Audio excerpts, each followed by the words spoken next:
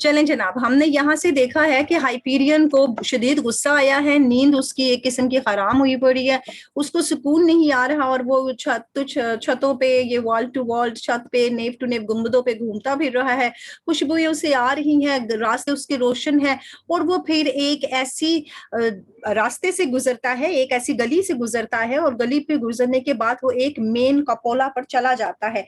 अब कपोला एक गोल छत को कहते हैं जो अंदर से हमें गोल नजर आती है। अक्सर हम लोग किसी शाही किले वगैरह में जाए ना, तो वहां पर भी हमें ऐसी गोल छतें दिखाई देती हैं जब हम अंदर से विजिट कर रहे होते हैं। अब वहां पर जाता है और वहां पर जाके वो खड़ा हो जाता है और शदीद गुस्सा अपना दिखाता है, क्योंकि वो फेरियस है बहुत ज्यादा, उसे जिसे कहते हैं ना जंगजू किस्म का, फेरियस होता है जंगजू किस्म का बंदा। अब वहां पर वो स्टैंड हो जाता है, उसके नीचे कपोला के डाउन से ही स्टैम्प्ड हिज फुट, वो अपना पांव जोर से मारता है। 220 लाइन से स्टार्ट लिया हमने। एंड फ्रॉम द बेसमेंट, और इसी बेसमेंट डीप से, टू द हाई टावर्स, ऊपर के बुलंद गुंबदों तक। जब वो पांव मारता है तो फिर बेसमेंट तक तो आवाज जाती जाती है, हाई टावर्स तक भी आवाज जाती है, और हाई टावर्स पर है जर्ड, और ये जर्ड है इसका अपना गोल्डन रीजन, इसका अपना गोल्डन घर जहां तक वो आवाज जाती है। एंड बिफोर, और उसके बाद, द क्वेवरिंग थंडर, कपकपा देने वाली ये गर्ज, देयर अपॉन हैड सीज्ड। अब वहां पर ये गर्ज फैलती है, और इस गर्ज के फैलने के बाद वो क्या करती है, वहां पर जाके वो रुक जाना चाहती है, सीज्ड कर देना चाहती है।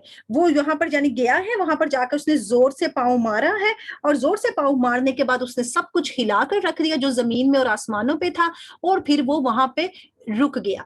His voice leaped out, फिर वो बोला, डिस्पाइट ऑफ गोल्ड लाइक कर्ब, अब इसके बावजूद कि उसके पास गॉड जैसी हैसियत है। यहाँ पर कर्ब आता है किसी चीज को स्टॉप कर देना, यहाँ पर वो तकरीबन जो देवता तो वो था ही तकरीबन, लेकिन अब मजीद गुस्सा क्या करता, वो इतना गुस्सा दिखाता तो देवता अगर इतना गुस्सा दिखाते तो उनकी तो वो प्रजा जो है डर जाती ना। अब ये इसने क्या किया, गॉड लाइक कर्ब में आ गया, थोड़ा इसने अपने आप को कंट्रोल किया। पाँव को जो इसने इतनी जोर से मारा था तो डरा के ही रख दिया ना सारे लोगों को। अब यहाँ पर उसने अपने आप को थोड़ा सा कर्ब में लेके आया, थोड़ा सा कंट्रोल में लेके आया। टू दिस रिजल्ट, और इसके नतीजे में फिर वो लीप आउट करता है, बोलता है, O dreams of day and night. अब ये हाइपीरियन की स्पीच चल रही है, ए दिन और रात के ख्वाबों, ओ मॉन्स्टेरियस फॉर्म्स, ये जो वहम उसे डरा रहे थे ना, उनको आवाजें लगा रहा है कि ए वहमों, ए डरावनी और खतरनाक इश्काल वाले वहमों, तुम क्या मुझे धमकाने और डराने लगे हुए हो। ओ ओ एफिजीज ऑफ पेन, अब ये पेन क्या है, ये जो इसे दर्द महसूस हो रहा था। एफिजीज, अब उसने कहा, ए शक्लो, ए भूत प्रीत वाली बदशगुनियों, ए दर्द की शक्लो, ओ स्पेक्टेरियस बिजी इन कोल्ड। अब इन सबको ना बदशगुनियों को आवाजें दे रहा है। याद है लास्ट टाइम हमने पढ़ा था कि वो चील ऊपर से जाती थी, महल पे अंधेरा हो जाता था, घोड़े की हिनहिनाहट आती थी तो उसको डर लगता था कि कोई ना कोई बदशगुनी की पेशन गोई है ये। अब उन सबको आवाजें लगा रहा है कि आओ मेरे रात दिन के ख्वाबों, आओ वो ड्रोनी शक्लों, आओ मेरी दर्द वाली बदशगुनियों, जो भूत प्रीत के स्पेक्टर्स होते हैं, भूत प्रीत वाली शक्लों, जो तुम कोल्ड में बिजी हुई हुई हो, कोल्ड ग्लूम, और वो ऐसी कोल्ड, ऐसा ग्लूम जो कि रंज, फिक्र और उदासी में मुब्तला कर रखा था मुझे। आओ जरा सामने मेरे। ओ लिंक ईयर्ड फैंटम्स, फैंटम्स याद है वर्ड, हमने उसमें भी पढ़ा है, वो भूतिया, भूतिया हेवले होते हैं ना, वो वहमी शक्लें, हवा से बनने वाली शक्लें, क्योंकि हवा से कुछ शक्लें बन रही थी। कहता है, अब जरा मेरे सामने आ जाओ, ये दुबले पतले लिंक एयर्ड, जो पतले पतले कानों वाले, जैसे अगर अब हम लगा रहे हैं ऐसे वो भूत हैं, तो इन भूतों को अब आवाज दे रहा है कि आओ मेरे सामने, जो भी तुम हो ना, मेरे जरा सामने आ जाओ। O black weeded pool, of black weeded pools, तुम जो काले भूत हो ना, ये विडिड होती है घास, और पूल होते हैं वो छोटे छोटे पानी के छपड़े, पानी के छपड़ों में पैदा होने वाले जो भूतों जैसे हेवली हो ना, मेरे सामने आ जाओ। वाई डू आई नो जी, मैं तुम्हें क्यों जानू, वाई हैव आई सीन जी, और मैं तुम्हें क्यों देख चुका हूँ, वाई, क्यों मेरे सामने आते हो, मुझे तकलीफ पहुंचाते हो, मुझे सोने नहीं देते, मुझे आराम नहीं करने देते बेचैनी में। याद है कि अपने एजाइल में फिरता रहा था, इधर भी सीटें थी, इधर भी सीटें थी दरबार में, और ये अंदर लंबे लंबे कदम लेके उछलता कूदता आगे को निकल गया।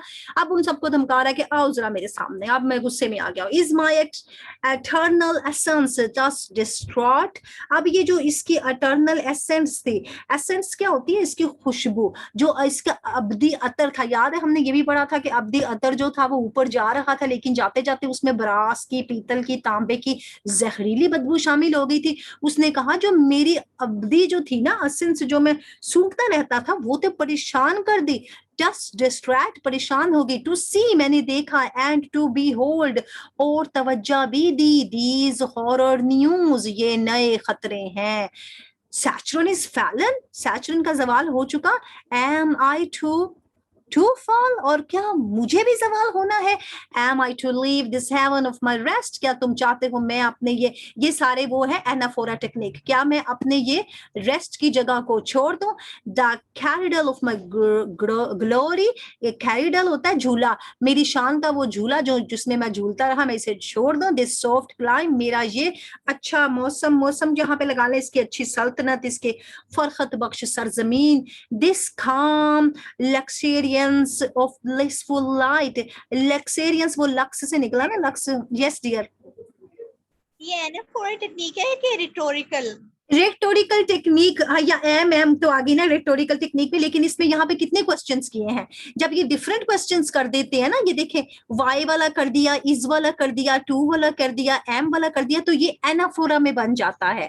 बहुत सी जो सेम सेम टेक्निक है ना, जैसे अगर आप ये कहें एम और एम, इसको हम रेटोरिकल टेक्निक कहेंगे। यहाँ पर टू टाइप्स ऑफ क्वेश्चन हो रहे हैं। एक क्वेश्चन होते हैं रिटोरिकल, जिसमें आप एक ही तरह का सवाल करते जाते हैं, और एक होते हैं एनाफोरा, जिसमें आप डिफरेंट टाइप की वोकैबुलरी और सवाल को यूज करते हैं। यस, पीएच के साथ बनेगा एनाफोरा, ANPHARA, एनाफोरा। ठीक हो गया डियर? यहाँ एनाफोरा की टेक्निक है, उसकी भी मैं टेक्निक की आपको ना वो दूंगी, क्या नाम लेते हैं उसका, लिटरेरी डिवाइसेस, आपको वो भी दिखा दूंगी।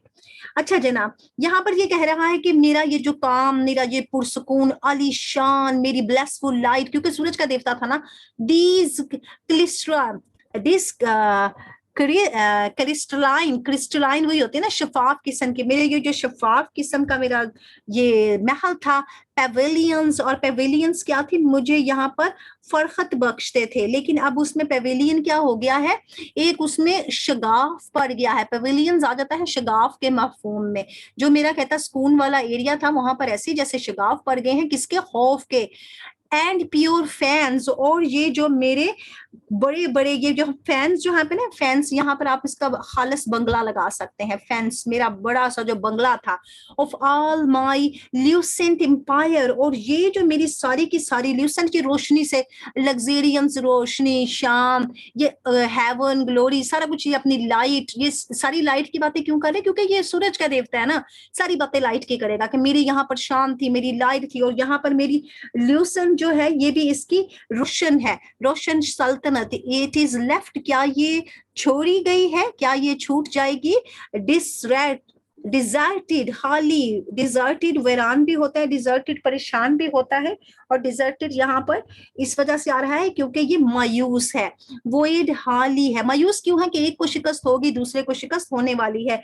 नॉर नहीं है एनी हंट ऑफ माइंड, क्या ये मेरी आमदो रफ्त का जरिया नहीं रहा? ये मेरी सारी सल्तनत जो ऊपर से अपनी पहचान बताई है, क्या ये हंट होता है आना जाना, क्या मेरे आने जाने का जरिया नहीं रहा? द ब्लेज, ये जो रोशनी की, द स्प्लेंडोर, इस रोशनी और इस रोशनी की जो शाम थी, स्प्लेंडोर आ गया इसकी शानो शौकत में। एंड द सिमिट्री, सिमिट्री हमने देखा है उसमें इसकी बनावट, सिमिट्री कहते हैं बनावट को, वो जो टाइगर टाइगर पोइम आपने पढ़ी ना मिस्टर ब्लेक की, उसमें उसने सिमिट्री का जिक्र दिया। अब कहते हैं इसकी सारी रोशनी, इसकी सारी शान, इसकी सारी बनावट, आई कैन नॉट सी, मैं देख नहीं सकता हूं, लेकिन क्या दिखाई दे रहा है? अंधेरा, मौत और डार्कनेस, उदासी। ये अब अपने सारी वो स्पीच में बता रहा है कि मुझे ये कुछ भी दिखाई नहीं दे रहा, हालांकि मेरा रोशनियों का शहर है, मेरा बिल्कुल उजाले का शहर है, हर तरफ लाइट होनी चाहिए, लेकिन मुझे क्या दिखाई दे रहा है? मुझे कुछ भी दिखाई नहीं दे रहा। Even here into my centre of repose, अगर मैं यहाँ पर देखता हूँ अपने मरकज में, रिपोज होता है कहीं टेक लगाकर बैठना, तख्त होता है ना बादशाह के पास, ये बादशाह सलामत का ये बड़ा सा तख्त, और बादशाह सलामत इस पे ये टेक लगा के बैठते हैं। अब यहाँ पर ये टेक लगा के बैठ नहीं सकता, कहता है मैं वहां पर अपने मरकज पे वो अपना तख्त देखता था। The shady visions came to domineer, अब ये जो शेडी विजन्स थे ना, ये इसके खौफ के साए थे जो आने लग गए, और खौफ के साए, बदशगुनी के साए आकर इस पर क्या कर रहे हैं? इस पर जाबिराना दीवाना हुकूमत करना चाह रहे हैं, इंसल्ट बेइज्जती करना चाह रहे हैं, ब्लाइंड अंधा करना चाह रही हो, and stifle up my palm, और क्या चाहते हो तुम कि मुझे दबा दो। स्टिफल अप होता है कि घोंट देना, किसी पे ऊपर इतनी जबर से बैठ देना कि उसका सांस घुट जाए।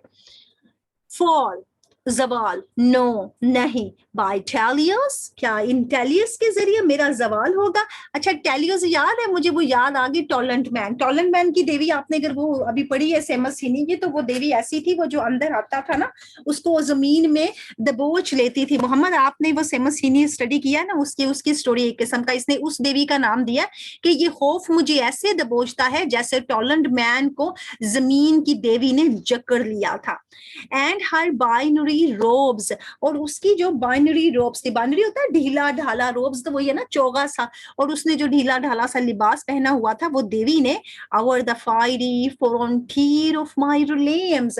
अब वो क्या कर रही थी, वो आ रही थी, फ्रंटियर्स होती हैं खदूद, वो अब मेरी आ रही थी किसमें, शोलों वाली खदूद में आ रही थी, जो मेरी सल्तनत की थी। चोगा पहनकर वो देवी इसकी खदूद में आ रही थी। I will advance a terrible right arm, नहीं कहता मैं किसी को भी आने नहीं दूंगा जो इस देवी की तरह आके मुझे जकड़ ले और मेरे से मेरी हुकूमत छीन ले।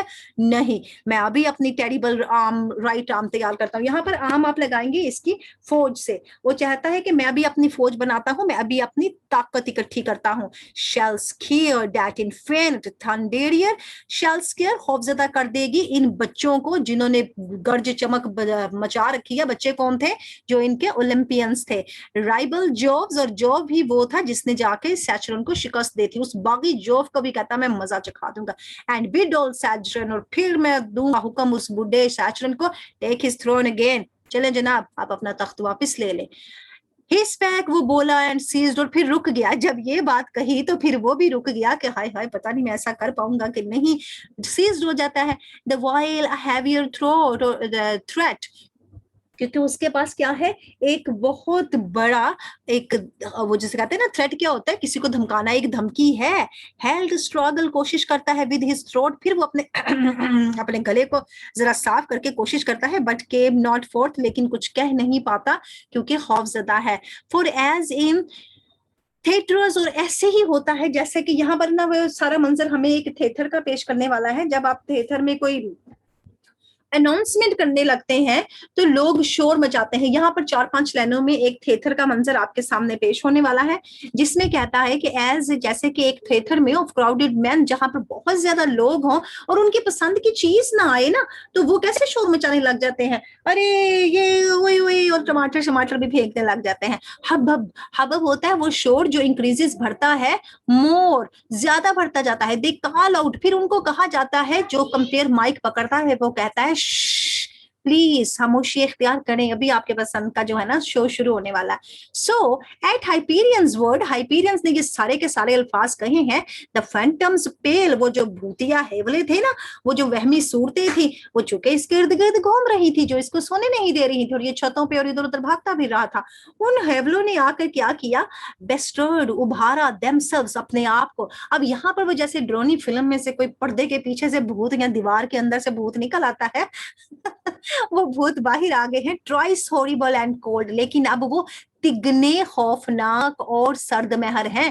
पहले तो वो इसे दूर दूर से ही डरा रहे थे जनाब, और इन्होंने भागना इधर उधर शुरू कर दिया। अब जब उन्होंने सुना वो इसने आके हमें धमकाया, वो 3 गुना शदीद हॉरिबल हो गए हैं। फ्रॉम द मैरोड लेवल, मैरोड लेवल होता है शीशे जैसे साकन लेवल, वेयर ही स्टूड, जहां पर वो खड़ा था, यानी शफाफ एक एरिया में वो खड़ा था और वो मैरोड के लेवल पे था। अगर आप अंदाजा कर सकते हैं, अगर वो अपना ही अक्स कहीं देख भी रहा था तो अक्स ही बाहर को निकल के उसको जकड़ने लग जाता है। अक्सर ड्रोनी फिल्मों में ऐसा ही होता है। अमिस्ट अरोस, वहां पर वो जहां पर खड़ा था वहां पर एक धुंध सी पैदा हो गई, एंड फ्रॉम स्कीमी मार्श, अब वहां पर धुंध पैदा हुई और धुंध के साथ साथ एक काई सी ड्रोनी सी शक्ल निकलने लगे। धुंध हुई ना, धुआं सा फैल गया, वो एक जगह खड़ा है, इधर उधर धुआं घुलने लगा। अपने जहन में किसी भी ड्रोनी फिल्म का सीन ले ले, धुआं जब आता है तो फिर वहां पर स्कीमी मार्श, मार्श जैसी उसने ये सिमली यूज की है। एज उसने कहा है ना कि धुआं ऐसे छा गया जैसे हर तरफ काई लगा हुआ सब्जा सा जो है ना पानी पे जमा होता है, तो वो छा जाता है। ड्रोनी शक्ल बनाने के लिए उसने इसको यूज किया है। एट दिस, और इसी वक्त थ्रू ऑल हिज बर्क, ये जो बर्क है ना, ये उसका बड़ा वजूद है, उसका बड़ा जिस्म है। एन इग्नी, उसने महसूस की एक तकलीफ, क्योंकि उसको कुछ महसूस हो रहा है, धुआं आ गया ना। क्रिप्ट ग्रेजुअल, और वो रेंग रहा है Aahista Aahista, from the feet, उसके पांव से, ऑन टू द क्राउन, उसके माथे तक। क्राउन होता है ना, माथे पे होता है, ये ताज अपनी तरफ से माथा कहना चाह रहा है। लाइक अ लीथ सरपेंट, एक और आ गया मेटाफर। अब ये जो धुआं था, ये ऐसे ऐसे ऐसे उसकी बॉडी में रेंग रहा है जैसे कोई सांप रेंग रहा होता है, वेस्ट एंड मैस्कुलर। लेकिन ये सांप एक बहुत ही ताकतवर, पावरफुल और बड़ा जाहिर हो रहा है, जो इसकी बॉडी को अपनी ग्रिप में लेना चाह रहा है। ये यहाँ अपने फैंटम के सामने खड़ा है और धुएं ने इधर उधर इसको जकड़ लिया और धुएं के अंदर आके अब ये उसकी लपेट में आ गया है। और धुआं भी बहुत ज्यादा है। मेकिंग स्लो वे, रास्ता बनाता है विद हेड एंड नेक, वो इसकी गर्दन तक पहुंच जाता है धुआं। एंड वो गर्दन पर पहुंच के क्या कर रहा है, इसको कन्वल्स्ड, वो इस पे वायलेंट करता है, शदीद ग्रिप बना लेता है।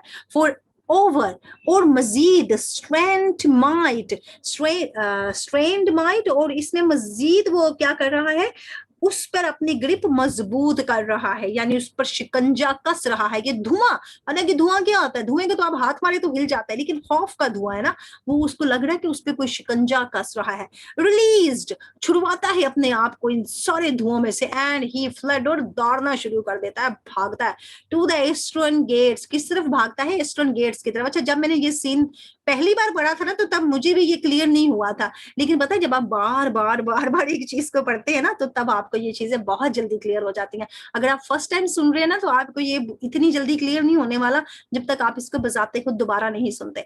अब वेस्टर्न गेट्स की तरफ वो भागता है। And full 6 dewy hours, due होता है ना, ड्यू एंड ड्यूवी आवर्स। अब यहाँ पर तो भी 6 घंटे बाकी थे, याद रखेंगे 6 घंटों को भूलना नहीं है। 6 घंटे बाकी थे दिन के निकलने में, और उसने किसकी तरफ, मशरिक की तरफ दौड़ लगा दी। यानी कल हम कह रहे थे कि इनका सूरज मशरिक से निकलता है, मगरिब से, सूरज सबका मशरिक से ही निकलता है, इसने भी मशरिक से जाके सूरज को निकालना है। बिफोर द डाउन्स, अब जो तड़के से पहले ही, in the season due should blush, जाहिर है तड़के से पहले थोड़ी सी सुर्खी आती है, थोड़ा सा यहाँ पे ब्लश होता है, थोड़ी सी वो लाली सी आती है, फिर कोई सूरज निकलता है। ही ब्रीथ्ड, वो सांस लेता है, फ्यूरियस, बहुत ही शदीद किस्म, लंबे लंबे सांस लेता है। ब्रीथ अगेंस्ट स्लीपी पोर्टल्स, अब वो जितने लंबे लंबे सांस लेता है ना, जो स्लीपी पोर्टल्स होता है, एक ऐसा रास्ता जो कि सुनसान है। भागा है वो अपने महल से, महल से भाग के बाहर आ गया था, बाहर जगह आया, एक कपोला के नीचे उसे आके धुएं ने घेर लिया, धुएं ने घेरा, मिस्ट ने घेरा, तो मिस्ट से जान छुड़ा के वो फिर ईस्टर्न की तरफ भागा। वहां पर इतनी दूर तक भाग के चला गया है कि अब वो एक सुनसान गुजरगाह पर चला गया है, यानी बाहर रास्ते से, अपने महल से बाहर निकल गया है। Cleared them of heavy vapour, अब वहां पर आता है, वो साफ करता है ये जो बुखारात थे, ये जो धुंध थी, मिस्ट थी, ये सारा वो चाहता है कि ये यहाँ से साफ हो। ब्रस्ट देम वॉइड, और जब वो साफ हो जाते हैं तो मजीद उनको बुखारात को और क्लीन करता है, यानी अपने हाथ को इधर उधर मारता है। Suddenly on the ocean's chilly stream, और अचानक ठंडे समंदर के उस ठंडी नदी पर, the planet robs of fire, अब यहाँ पे ठंडे इलाके में आग का क्या काम, ओशन के साथ आग का क्या काम, क्योंकि ये डर गया था ना, अपना इलाका छोड़ के भागा तो ठंडे इलाके में आ गया है।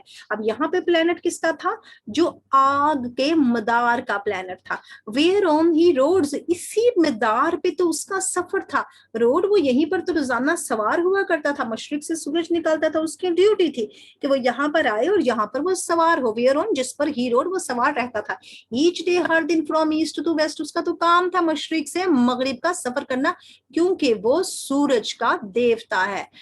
द हेवंस थ्रो, और यहाँ से ही वो क्या निकलते हैं, उसके सारे रास्ते निकलते थे आसमानों पर जाने के लिए। Spun around in sable curtaining of clouds, spun, अब यहाँ पर घूमने लगे। स्पन होता है ना घूमना, जैसे हमने ये पढ़ा था वो थिया पे पहिए को, घूमते हुए पहिए को रोक लेती थी, अब ये पहिया घूम रहा है। अराउंड इन अ सैबल कर्टनिंग, कर्टनिंग क्या होती है, कर्टन होते हैं वो पर्दे जो लगाए गए होते हैं, सैबल्स होते हैं काले रंग के, ऑफ क्लाउड्स।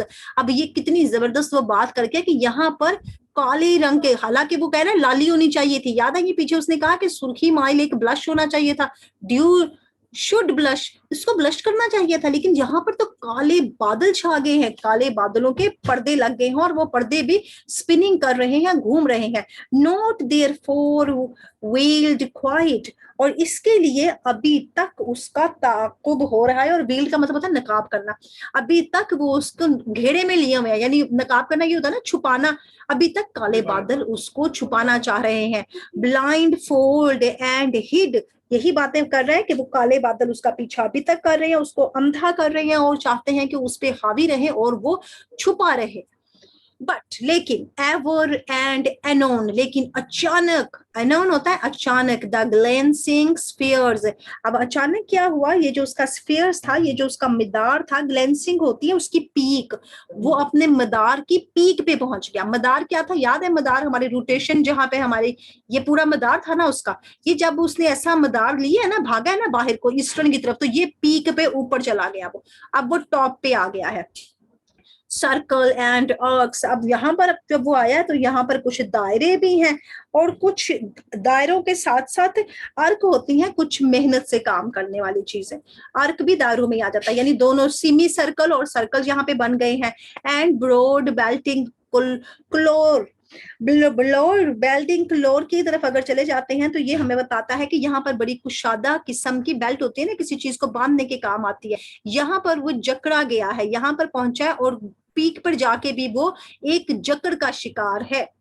ग्लो थ्रो, अगरचा कि वो चमकना चाहता है। And wrought upon the muffling dark, अगरचा वो चाहता क्या था कि इस डार्क के ऊपर जाकर, मफलिंग होती है, मफलिंग डार्क जो पोशीदा सी खामोशी होती है, पोशीदा अंधेरा, इस अंधेरे को वो चाहता था कि रोट हो जाए, रोट इट्स मीन फिनिश कर दे, इसको इसको खत्म कर दे, और क्या करे, ग्लो करे। वो चाहता तो यही था कि जाए वहां पे जाके सूरज निकाले, लेकिन वहां पर भी जकड़ जो है ना वो कायम है उसकी। स्वीट शेप्स लाइटनिंग, लाइटनिंग्स, अब यहाँ पर अच्छी अच्छी इश्काल वाली रोशनियां आ रही हैं from the neither deep, neither deep की तरफ अगर चले जाए तो चट्टान की तह के नीचे से रोशनियां निकल रही हैं। अभी इसने सूरज को इजाजत नहीं दी, सूरज का देवता ये कहेगा तो सूरज निकलेगा, ये नहीं कहेगा तो भी सूरज वेट करेगा, लेकिन तह में से छोटी छोटी सी रोशनियां जो है ना महसूस हो रही हैं। अप टू द जीन्स, और वो जा रही हैं, रोशनियां निकल के ये टॉप पे जा रही हैं, ये भी टॉप पे गया है ना, और टॉप पे जीन्स को भी टॉप कहते हैं, टॉप पर गई हैं वो सारी की सारी रोशनियां। अब यहाँ पर ये सारा हमें एक वाकया पेश करने वाला है, किनका वाकया, उनका बताएगा जो कुछ जुबानदान होते हैं, जो जुबानदान होते हैं वो जो कैसे जुबान पर काम करते हैं, ये सारा सिनेरियो हमें वो बताने वाला है। यहाँ पर उसने कहा है हेरियोग्लिफिक्स ओल्ड, हेरियोग्लिफिक्स ओल्ड होती हैं इलाकाई जुबानें और अलामती जुबानें, वो जुबानें जो पहले बोली जाती थी अब नहीं समझी जाती हैं, लेकिन पहले वो जुबानें बोली जाती थी, जैसे कोई साइंस होते थे, ये मिस्रियों की कुछ जुबानें होती थी, ओल्ड जुबानों का कुछ हवाला देने लगा। विच सेजेस एंड कीन आइड एस्ट्रोलॉजर्स, एस्ट्रोलॉजर्स होते हैं जो इल्म फल्कियात का इल्म रखते हैं, कीन आइड्स जो बड़ा ज्यादा उस पर तजर्बा करना चाहते थे, एंड विच सेजेस, और चाहते थे कि इसके अंदर वो अपना जिसे कहते हैं ना वाइस बन जाए, अक्लमंद बन जाए, वो इन जुबानों का इस्तेमाल करे और इन जुबानों के इस्तेमाल के साथ वो सेजेस हो जाए, वो उनमें थोड़ी सी अकल आ जाए। Then living on the earth, फिर जमीन पर जिंदा रहते हैं, यहाँ पर ये यानी दूसरे लोगों का हवाला दे रहा है, जिंदा रहते हैं। एंड लेबरिंग थॉट, और फिर वो मेहनत करते हैं, थॉट मेहनत करते हैं और ज्यादा मेहनत की कोशिश करते हैं। वन, फिर जीत जाते हैं फ्रॉम द गेज, बहुत सारे ऐसे नजारे जीत जाते हैं ऑफ मैनी सेंचुरीज, कई सदियों बाद। ये जो जुबानें होती है ना, इन ओल्ड जुबानों को समझने के लिए राइटर्स कोई आते हैं, वो बताते हैं, फिर उसके बाद और नस्ल आती है, फिर और नस्ल आती है, सदियां गुजर जाती हैं। नाउ लॉस्ट, लेकिन अब तो वो जुबानें खत्म हो गई, क्योंकि वो जो पीछे से आई थी उसमें 2 तब्दीलियां आई, फिर 4 तब्दीलियां आई, फिर 6 तब्दीलियां आई, और वो सारी की सारी जुबान अपना मुझे से कहते हैं ना बैकग्राउंड खत्म कर गई। सेव, महफूज हो जाता है। व्हाट वी फाइंड ऑन, लेकिन हम क्या पा सकते हैं किसके ऊपर, रिमेनल्स ह्यूज, रिमेनेंट्स ह्यूज, रिमनेंट्स ह्यूज के ऊपर हम क्या पा सकते हैं, हम तो रिमनेंट्स पा सकते हैं, बस यादगारें ही पा सकते हैं, हमें सिर्फ यादें ही मिलती हैं ऑफ स्टोन, पत्थरों की, ऑफ मार्बल स्वार्ड्स, और ऐसे संगे मरमर के पत्थर जो के सियाह हो चुके होते हैं। देयर इम्पोर्ट गन्स, और फिर वो वहां से निकाले जाते हैं, उनको फिर कहीं और ले जाया जाता है। There wisdom long since fled, और उसके बाद उनकी सारी विजडम खत्म हो जाती है। ये सारा इसने बताया नहीं है आपको सारा कि जनाब जो मर्जी कर लें आप, जो मर्जी जितने मर्जी अक्लमंद हो जाए, जब नई चीज आती है तो पुरानी चीज अपना जाविया खो देती है। जब भी तो क्रिटिक्स कहते हैं कि इसने फ्रेंच रेवोल्यूशन हमें दिखाया है। क्यों इसने बताया है कि जनाब आपने जो देखा है पुरानी चीजें नहीं, अपनी चीज खो दी, वो फ्लड हो गई, सिंस लॉन्ग फ्लड, वो चली जाती हैं। क्यों? उनकी अक्ल चाहे जितनी मर्जी हो, जब कोई नई चीज आती है, जब कोई नया बंदा आता है, उस पर नई तहकीक करता है, तो पुरानी चीज अपना वो जाविया खत्म कर देती है। ये इसने सारा हमें वो बातें बताई। अब फिर आ गया हाइपीरियन पे, ये हाइपीरियन शुरू हो गया। टू विंग्स दिस रोब, दो जो उसके पर थे इसी मदार के अंदर, पोसेस्ड ऑफ ग्लोरी, उनके पास उसकी शान शौकत थी। हाइपीरियन के पास दो ऐसे बड़े बड़े पर हैं, वो पर उसके हुक्म पे चलते हैं और परों पर ही वो उड़ता है। वो उसके जो पर थे, जो उसकी अपनी मलकियत थी, उसकी अपनी शान भी दिखाते थे। टू फियर अर्जेंट विंग्स, और ये दोनों के दोनों उसके अर्जेंट, यहाँ पे एजेंट लिखना चाहिए था इन्हें, लेकिन इन्होंने अर्जेंट लिख दिया, क्योंकि मैंने जब इसकी तहकीक की तो यहाँ पर अर्जेंट नहीं आता था, एजेंट आता था। एजेंट क्या होते हैं? कारिंदे। ये दोनों उसके बड़े अच्छे कारिंदे थे। कौन? उसके दो पर, और पर भी उसके ये बड़े बड़े पर थे, जितना वो बड़ा होता अंदाजा कर ले उसके पर कितने बड़े होंगे। वर एक्सल्टेड, वो फैले होते हैं एट द गॉड्स अप्रोच, खुदा की पहुंच तक। ये गॉड तो ये है ना, इसकी अप्रोच तक आने के लिए, इसकी पहुंच तक आने के लिए पर फैले पड़े हैं। एंड नाउ, और अब फ्रॉम फोर्थ द ग्लूम, और अब क्या है? अब मजीद उनमें जो है ग्लूम आ रहा है, उनमें थोड़ी संजीदगी आ रही है, उदासी आ रही है। देयर प्लम्स एमेनियंस इमेंस की तरफ चले जाएं तो उसका जो झुकाव है, प्लम्स होता है झुकाव, और इमेंस बेपनाह झुकाव। लेकिन अब उसके परों ने उससे कहना है कि भैया आप, हम हट जाते हैं और नीचे थोड़ी सी रोशनी दे देते हैं। लेकिन अभी उनका झुकाव किसकी तरफ है? प्लम्स है होता है झुकाव, एंड इमेंस शदीद झुकाव किसकी तरफ है? ग्लूम की तरफ है, शदीद तारीकी की तरफ है। हटेंगे तो रोशनी आएगी ना सूरज के पीछे। रोज वन बाय वन, अब क्या होता है? एक एक करके वो उठते हैं। टिल ऑल आउटस्प्रेड वर, और यहाँ तक कि वो सारे फैल जाते हैं। वर, ये पर आहिस्ता आहिस्ता उठते हैं, परों में इतनी ताकत है और वो बड़े से पर फैल गए। While still the dazzling globe, लेकिन अब क्या है? ये जो मध्यम सा ग्लोब था, हमारा मदार था, मेंटेन्ड, उसने क्या बरकरार रखा? एक्लिप्स, लेकिन उसने थोड़ी सी ग्रहण बर्दाश्त की। अब ये जब ग्रहण लगता है ना, तो हम कहते हैं ना कि कुछ चीज आ गई है सूरज के आगे। अब ये पर जब फैल गए हैं, ओवर स्प्रेड हो गए हैं, तो क्या हुआ? तो ग्रहण ही लग जाना था ना, रोशनी नीचे नहीं आनी थी, तो वो ग्रहणाई रोशनी आ गई थी। वेटिंग फॉर हाइपीरियंस कमांड, वो इंतजार कर रहे हैं मिस्टर हाइपीरियन, कब आप हमें कहेंगे और हम अपने पर समेटें और सूरज की रोशनी नीचे पहुंचाएं। फेन वुड ही हैव कमांडेड, और फिर वो इंतजार कर रहे हैं कि कब वो हमें हुक्म देगा। फेन, और फिर वो मान जाएंगे। फेन होता है मुतमीन हो जाएंगे। टुक थ्रोन, और वो भी मुतमीन हो जाएगा कि अपना क्या ले? अपना तख्त ले ले। एंड बिड, और हुक्म देगा द डे बिगेन, दिन आप स्टार्ट हो जा। बट, लेकिन क्या है? इफ बट फॉर चेंज, लेकिन अगर वो चाहे कि यहाँ पर मुझे कुछ तब्दीली चाहिए, ही माइट नोट, वो नहीं कहेगा नोट दो आ प्रीमेवियल गॉड्स, और वो बिल्कुल नहीं कहेगा जैसे कि कोई भी हमारा इब्तदाई या पुराना खुदा हो, उसने ऐसा कहा हो। यानी ये बरखलाफी तो नहीं करेगा ना, जैसे दिन हमेशा निकलता है वैसे ही इसने निकालना है। आज पर इंतजार कर रहे हैं कि हम क्या करें, फैले रहें कि बंद हो जाए? सूरज का टाइम है, अगर हम फैले रहेंगे ग्रहण लग जाएगा, और अगर हमें हाइपीरियन नहीं कहेगा तो हम क्या करें? शायद हाइपीरियन आज कहे ही ना कि तुम सिमटो और जमीन को ग्रहण लगा, चाह ये सूरज की रोशनी मिले। लेकिन नहीं, ऐसा तो कभी नहीं हुआ, हमारे खुदाओं ने ऐसा कभी नहीं कहा। The sacred season may not be disturbed, हाँ ये बड़े काम की बात है जनाब, हम खुदा के जो बनाए हुए निजाम होते हैं ना, उसको डिस्टर्ब नहीं कर सकते, और हमें उसको डिस्टर्ब नहीं करना चाहिए। ये अब वो पर भी सोचने लगे हुए हैं। Therefore he the operations of the dawn, इसीलिए ये जो सुबह का एक अमल चला था, स्ट्रेड इन देयर बर्थ, और उसको उसकी ही पैदाइश में रोक दिया गया। इवन एज हियर, और जैसे ही वो यहाँ पर था, इट इज टोल्ड, और जैसे कहा जाता था, those silver wings expanded sisterly, वो दोनों जुड़े जुड़े बहनों की तरह साथ जुड़े जुड़े बैठे थे। ईगर टू सेल देयर रोब, वो चाहते थे कि जाएं, हवा में तैरें, अपने इस मदार में जाके हरकत करें। द अप्रोच इज वाइड, अब इनको उन्हीं परों को कह रहा है कि वो पर ही बड़े बेहतरीन किस्म के वाइड फैले हुए थे, शदीद फैलाया हुआ था उन्होंने अपने आप को। ओपनड अपॉन द डस्क, और वो इस अंधेरे पर खुले हुए थे अपने परों के साथ। डिमेंसेस ऑफ नाइट, अब इसके फैलाव की वजह से वहां पर क्या शो हो रहा था, अंधेरे का असर भर रहा था, डिमेंस हो रहा था, असर आ रहा था रात का। एंड द ब्राइट टाइटन, और ये जो हमारा मिस्टर हाइपीरियन था, फ्रेंजीड्स विद द न्यू वॉर्स, अब उसको क्या था, उसको या फे का साउंड देगा, फ्रेंजीज्ड। अब वो मुब्तला था, वो किसमें मुब्तला था, नए नए खौफों में मुब्तला था। अनयूज्ड टू बेंड, लेकिन उसी आदत नहीं थी कि वो झुके, by the hard compulsion bent. लेकिन ये जो सारे के सारे वो आए थे ना, ये परेशानियां और वो धुएं और वो ये आए थे, उन्होंने बड़ी जोर लगा के ना उसको मजबूर कर दिया कि वो झुके। His spirit to sorrow of the time, अब उसकी रूह को मिला वक्त का दुख।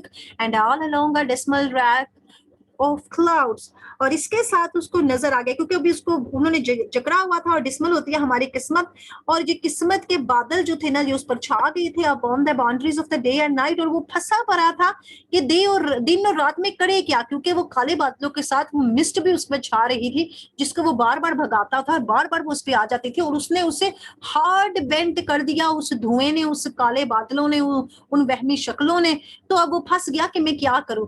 He stretched himself in grief and radiance faint, उसने छुड़ाया, फैलाया अपने आप को शदीद दुख में, एंड रेडियंस फेंट, और वो तकरीबन ऐसा हो गया कि उसका लाली हो गई, रेडियंस होता है ना, लाल चेहरा हो गया, फेंट तकरीबन मदहोश ही होने वाला था, बेहोश ही होने वाला था। देयर एज ही ले, जो ही वो नीचे गिरा था, हेवन विद इट्स स्टार्स, तो जो आसमान थे अपने सितारों के साथ, लुक्ड डाउन ऑन हिम, उन्होंने उसे देखा, विद पिटी, बड़े दुख के साथ, एंड द वॉइस ऑफ क्यूलियस, क्यूलियस की आवाज आ गई। अब ये क्यूलियस जो था ना, जिसके वालिद थी, जब वालिद ने देखा मेरा बेटा तो भूतों और जिन्नों के कब्जे में आ गया, यानी हवाओं ने भी उसे जकड़ के रखा हुआ, वो छुड़ा नहीं पा रहा अपना आप, तो उधर से उसके अब्बा की आवाज आ गई। अब अब्बा ने उसको कुछ कहना है फ्रॉम द यूनिवर्स स्पेस, और वो यूनिवर्स की स्पेस से उसको कुछ नसीहतें करने वाले हैं।